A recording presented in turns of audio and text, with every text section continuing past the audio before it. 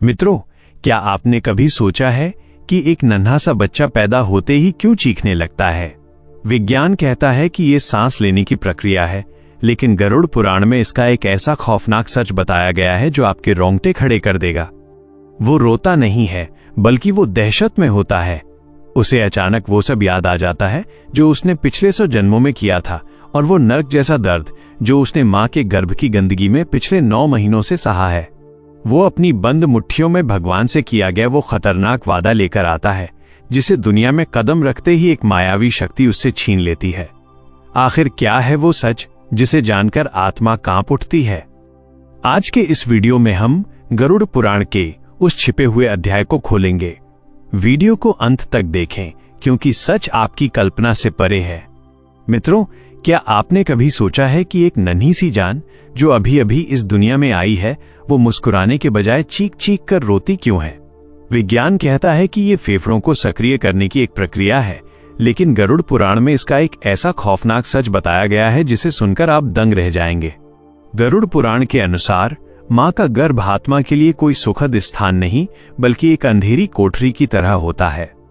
9 महीने तक वो आत्मा अपने ही मलमूत्र के बीच बेहद संकुचित जगह में फंसी रहती है। भगवान विष्णु गरुड़ जी को बताते हैं कि उस अंधेरे में आत्मा को अपने पिछले 100 जन्मों के सारे अच्छे और बुरे कर्म एक फिल्म की तरह दिखाई देते हैं। उस समय वो आत्मा भयंकर कष्ट में होती है और भगवान से गिड़गिड़ाकर प्रार्थना करती है कि हे प्रभु, मुझे इस नर्क से बाहर निकालिए। इस बार मैं केवल धर्म के मार्ग पर चलूंगा। गरुड़ पुराण कहता है कि गर्भ के अंदर का ये मानसिक और शारीरिक कष्ट किसी भी मृत्यु की पीड़ा से कम नहीं होता। जैसे ही जन्म का समय आता है, प्रसूति वायु के दबाव से बच्चा बाहर आता है। ये अनुभव ऐसा होता है जैसे शरीर की एक एक हड्डी टूट रही हो। लेकिन असली मोड़ तब आता है जब बच्चा धरती पर कदम रखता है। बाहर आते ही भगवान की वैष्णवी माया उसे घेर लेती है। बच्चा जब रोता है तो उसके मुंह से क्वहम क्वहम की आवाज आती है। संस्कृत में इसका मतलब होता है मैं कहां आ गया। वो इसलिए रोता है क्योंकि दुनिया में कदम रखते ही वो उस दिव्य ज्ञान और वादे को भूल जाता है जो उसने गर्भ के अंदर भगवान से किया था। वो माया के जाल में फंसने के डर से चिल्लाता है। लेकिन क्या आपको पता है कि जन्म के कुछ ही पलों बाद एक ऐसी शक्ति आती है जो बच्चे की याददाश्त पूरी तरह मिटा देती है? जानेंगे आगे। जन्म के उस पहले रुदन के बाद कहानी और भी रहस्यमयी हो जाती है। गरुड़ पुराण के अनुसार जैसे ही बच्चा धरती पर आता है और क्वहम क्वहम यानी मैं कहां हूं पुकारता है, वैसे ही उस पर माया का गहरा पर्दा डाल दिया जाता है। शास्त्रों में वर्णन है कि जन्म लेते ही बच्चे के पास विस्मृति नाम की एक शक्ति आती है, जिसे भगवान की माया कहा गया है। ये शक्ति बच्चे के दिमाग से उन तमाम यादों को पोंछ देती है जो उसने गर्भ के 9 महीनों में देखी थी। वो भूल जाता है कि उसने भगवान से क्या वादा किया था और वो किन पिछले जन्मों के पापों का पश्चाताप कर रहा था। यही वह समय होता है जब आत्मा का संपर्क परमात्मा से पूरी तरह टूट जाता है और वह सांसारिक मोह माया के बंधन में बंध जाती है।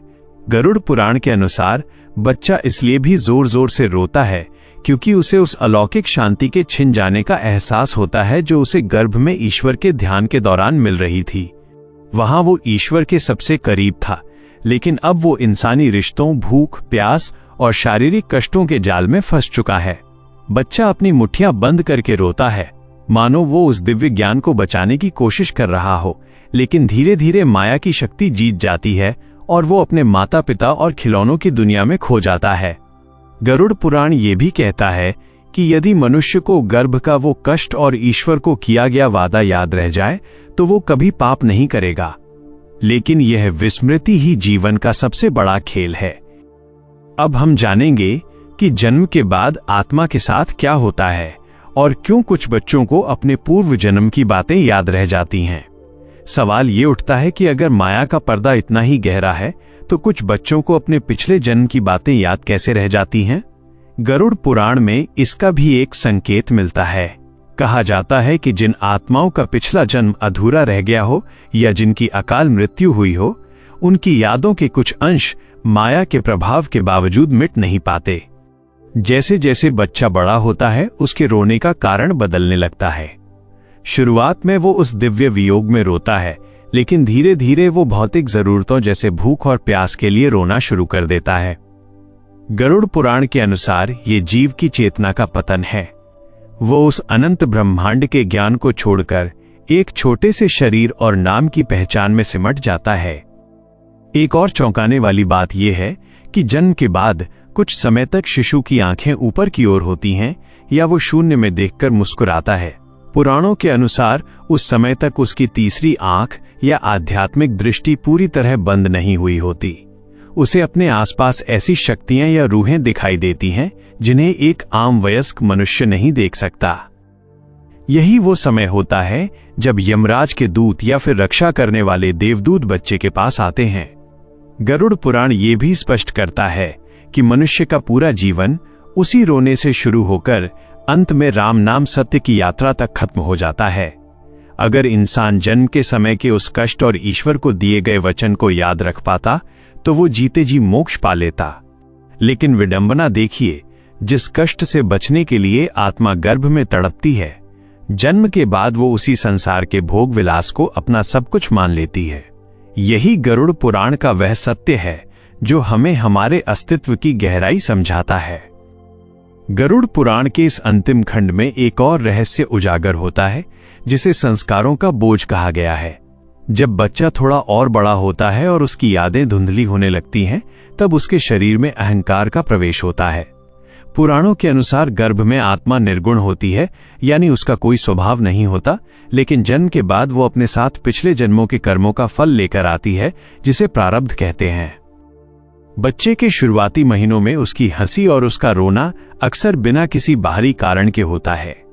गरुड़ पुराण में बताया गया है कि ये वही समय है जब आत्मा अपने पुराने संस्कारों और नए जीवन के बीच संघर्ष कर रही होती है। कभी उसे स्वर्ग के सुख याद आते हैं तो वो मुस्कुराता है, और कभी नर्क के कष्ट याद आते हैं तो वो अचानक डरकर रोने लगता है। जैसे जैसे बच्चा बोलना शुरू करता है, उसके मस्तिष्क की नसें सांसारिक भाषा और रिश्तों को पकड़ने लगती हैं। इस प्रक्रिया में वो दिव्य भाषा को पूरी तरह खो देता है। गरुड़ पुराण के अनुसार बोलना शुरू करना ही आत्मा के लिए माया के पिंजरे का दरवाजा बंद होना है। अब वो आत्मा नहीं, बल्कि किसी का बेटा, किसी की बेटी या किसी नाम की पहचान बन चुका है। भगवान विष्णु कहते हैं कि मनुष्य का पूरा जीवन एक चक्र है। वो रोते हुए आता है और अंत में उसके पीछे दुनिया रोती है। लेकिन जो व्यक्ति जीवन के बीच में ही उस गर्भ के वादे को याद कर लेता है कि उसे केवल अच्छे कर्म करने हैं, वही इस जन्म और मृत्यु के चक्र से मुक्त हो पाता है। गरुड़ पुराण का ये खौफनाक और गहरा सच हमें याद दिलाता है कि ये जीवन केवल मौज मस्ती के लिए नहीं, बल्कि उस पुरानी कैद से छूटने और मोक्ष पाने का एक अवसर है। जिसने अपनी आत्मा की आवाज सुन ली, उसने जन्म का असली मकसद पा लिया। गरुड़ पुराण के इस भाग में उस स्थिति का वर्णन है जब बच्चा पूरी तरह से इस संसार का हो जाता है। शास्त्र बताते हैं कि जन्म के करीब 6 महीने बाद तक बच्चे के सिर के ऊपरी हिस्से में एक कोमल जगह होती है जिसे ब्रह्मरंध्र कहा जाता है। पुराणों के अनुसार यही वो द्वार है जहां से आत्मा ने शरीर में प्रवेश किया था, और इसी मार्ग से वो ईश्वर से जुड़ी रहती है। जैसे जैसे ये ब्रह्मरंध्र सख्त होने लगता है और बंद हो जाता है, वैसे वैसे बच्चे का ब्रह्मांड से सीधा संपर्क टूट जाता है। अब वो पूरी तरह से एक सामाजिक प्राणी बन जाता है। अब उसे प्यास लगने पर पानी और भूख लगने पर दूध की तड़प होने लगती है, जबकि गर्भ में उसे बिना मांगे सब कुछ मिल रहा था। गरुड़ पुराण में इसे ही जीव का पतन कहा गया है, जहां एक स्वतंत्र आत्मा अब अपनी शारीरिक जरूरतों की गुलाम बन जाती है। एक और रहस्यमयी बात यह है कि शिशु अक्सर सोते हुए चौंक जाता है या उसके चेहरे पर अजीब से भाव आते हैं। लोक कथाओं में भले ही इसे कुछ और कहा जाए, लेकिन गरुड़ पुराण संकेत देता है कि यह उसके पिछले जन्म के साथियों या उन यमदूतों का आभास है जो उसे उसके कर्मों की याद दिलाने आते हैं। लेकिन माया इतनी प्रबल है कि वो चाहकर भी किसी को कुछ बता नहीं पाता। अंत में गरुड़ पुराण ये चेतावनी देता है कि जो मनुष्य अपने जन्म के इस महाकष्ट को भूलकर केवल धन, क्रोध और मोह में पड़ जाता है, उसे मृत्यु के बाद फिर से उसी नर्क रूपी गर्भ में आना पड़ता है। यह चक्र तब तक चलता रहता है जब तक वो अपनी आत्मा के वास्तविक स्वरूप को पहचान नहीं लेता। शिशु का वो पहला रोना दरअसल हम सबके लिए एक अलार्म है, एक चेतावनी कि हम इस दुनिया में केवल मेहमान हैं और हमारा असली घर कहीं और है। जिसने इस सत्य को समझ लिया उसका दोबारा जन्म लेकर रोना सफल हो गया। गरुड़ पुराण के इस अंतिम और सबसे गूढ़ भाग में बताया गया है कि क्यों इंसान का पूरा जीवन उस पहले रुदन यानी रोने की ही एक गूंज मात्र है। भगवान विष्णु कहते हैं कि जब बच्चा अपनी बाल्यावस्था में कदम रखता है तो उसके ऊपर अविद्या यानी अज्ञान का ऐसा लेप चढ़ जाता है कि वह अपने माता पिता को ही अपना भगवान और इस नश्वर संसार को ही अपना स्थायी घर मान बैठता है। शास्त्रों के अनुसार जन्म के समय जो आत्मा कातर स्वर में रोती है वह वास्तव में एक हारी हुई योद्धा की तरह होती है। वो हार जाती है काल के उस चक्र से जो उसे बार बार धरती पर घसीट लाता है। गरुड़ पुराण में उल्लेख है कि यदि कोई मनुष्य मरते समय भी वही पीड़ा और वही ईश्वर का ध्यान रखे जो उसे जन्म के समय था, तो उसे दोबारा कभी किसी मां के गर्भ की उस नर्क जैसी गंदगी में नहीं गिरना पड़ेगा। एक और गहरा सच यह है कि शिशु के जन्म के बाद जो सूतक की अवधि मानी जाती है वो केवल शारीरिक शुद्धि के लिए नहीं बल्कि उस आध्यात्मिक बदलाव के लिए भी होती है जो एक आत्मा ने स्वर्ग या नर्क से पृथ्वी पर आते समय झेला है। वो आत्मा अभी इस नई दुनिया के भारी वातावरण के अनुकूल नहीं होती। गरुड़ पुराण का सार ये है कि बच्चा जब पैदा होता है तो वो अपने बंद मुट्ठियों में अपने भाग्य के लेख लेकर आता है। लोग समझते हैं कि बच्चा खाली हाथ आया है, लेकिन वो अपने पिछले जन्मों के कर्मों की अदृश्य पोटली साथ लाता है। उसके रोने की आवाज में एक चेतावनी छिपी होती है कि ऐ इंसानों, देखो मैं फिर से उसी जाल में आ फंसा हूं जिससे पिछले जन्म में निकलने की कसमें खाई थीं। इसलिए जब भी आप किसी नवजात को रोते हुए देखें तो याद रखें कि ये केवल एक जैविक क्रिया नहीं बल्कि एक आत्मा का संसार में प्रवेश करने का शोक गीत है। ये कहानी हमें सिखाती है कि हम इस जीवन का सदुपयोग करें ताकि अगली बार जब हमारा जन्म हो तो वो रोने के लिए नहीं बल्कि दूसरों के आंसू पोंछने और मोक्ष पाने के लिए हो। गरुड़ पुराण की इस पूरी गाथा का अंतिम निचोड़ और समापन हमें एक ऐसी सच्चाई के सामने खड़ा करता है जिसे हम अक्सर अपनी भागदौड़ भरी जिंदगी में नजरअंदाज कर देते हैं। बच्चा पैदा होते ही क्यों रोता है, इसका उत्तर केवल विज्ञान के पास नहीं बल्कि हमारी रूह की गहराई में छिपा है। गरुड़ पुराण के अनुसार वो नन्हा सा जीव जिसे हम देख रहे हैं वो कोई नया नहीं है बल्कि वो एक प्राचीन यात्री है जो सदियों से जन्म और मृत्यु के इस अंतहीन चक्र में यात्रा कर रहा है। शिशु का वो पहला रुदन संसार के लिए खुशी का संदेश हो सकता है, लेकिन उस आत्मा के लिए वो एक विलाप है। वो रोता है क्योंकि वो जानता है कि एक बार फिर वह उस परम पिता से बिछड़ गया है जिससे उसने गर्भ की तड़प के दौरान वादा किया था कि बाहर निकलते ही वो उसे कभी नहीं भूलेगा। लेकिन धरती की हवा लगते ही, अपनों का स्पर्श मिलते ही और माया के आवरण में लिपटे ही वो अपनी सारी दिव्य शक्तियां और स्मृतियां खो बैठता है। वो मुट्ठियां बंद करके आता है, मानो उन वादों को कसकर पकड़ना चाहता हो, लेकिन समय की धूल उन वादों को धुंधला कर देती है। गरुड़ पुराण हमें सचेत करता है कि यह जीवन केवल एक पड़ाव है, मंजिल नहीं। यदि हम जन्म के उस कष्ट और उस समय की गई प्रार्थना को याद रख पाते तो शायद आज संसार में कोई अधर्म नहीं होता।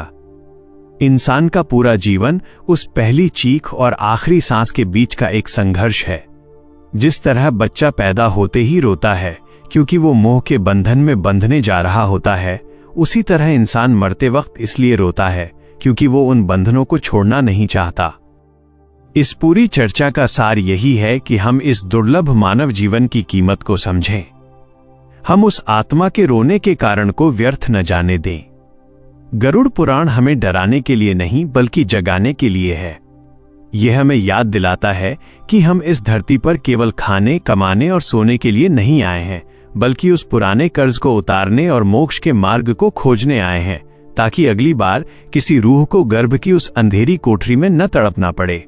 जब हम उस बच्चे की मुस्कान देखते हैं जो कुछ महीनों बाद आती है, तो वो संकेत है कि अब उसने इस दुनिया को अपना लिया है और वो फिर से उसी खेल का हिस्सा बन गया है जिसे हम जीवन कहते हैं। लेकिन सत्य वही है जो उसके पहले रोने में छिपा था कि ये दुनिया एक सराय है और हमारा असली ठिकाना कहीं और है। अगर आपको गरुड़ पुराण की ये जानकारी और हमारी ये सीरीज पसंद आई हो तो इस वीडियो को लाइक जरूर करें। आपके एक लाइक से हमें ऐसी और गहराई भरी कहानियां लाने की प्रेरणा मिलती है। इस रहस्य को अपने मित्रों और परिवार के साथ शेयर करें ताकि वे भी जीवन के इस असली सत्य को जान सकें। और हां, कमेंट बॉक्स में जय श्री हरि लिखना न भूलें और हमें बताएं कि आपको इस कहानी का कौन सा हिस्सा सबसे ज्यादा दिल को छू गया। ऐसी ही और आध्यात्मिक और पौराणिक कथाओं के लिए हमारे चैनल को सब्सक्राइब करें और बेल आइकन दबाएं ताकि आप अगला कोई भी रहस्य मिस न करें। मिलते हैं अगले वीडियो में, तब तक के लिए धन्यवाद।